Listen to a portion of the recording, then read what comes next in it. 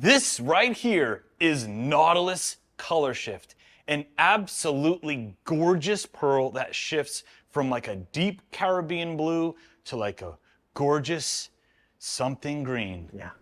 It's lovely. And if you've been around a while, you may know that this is actually one of the very first color shifts that we ever launched back in 2013. It has survived that long. Let me show you Nautilus right here. You can see that the blues and the greens are working together. Very unique pearl. It's unbelievable. And it's rarely used in videos for whatever reason. Actually, now that I clean a little bit off, you can see a little bit more of that green coming through. So what we're going to do with it today is something a little bit on the risky side. Nautilus usually likes to go over a base that kind of shares the same tones as the pearl. Flex blue would be a safe base. Black and blue, maybe even a safe base, but a little pushing it. We're going to try it over Nardo gray today. Now, Gabe and I have had a detailed discussion on pigment load here because this one, I promise you, is going to be extremely easy to screw up. If we use too much pearl, we are going to have a patchy, cloudy disaster over the Nardo. So we're thinking we go super conservative, old school Gabe style, with 5 grams a gallon, right? Oh yeah.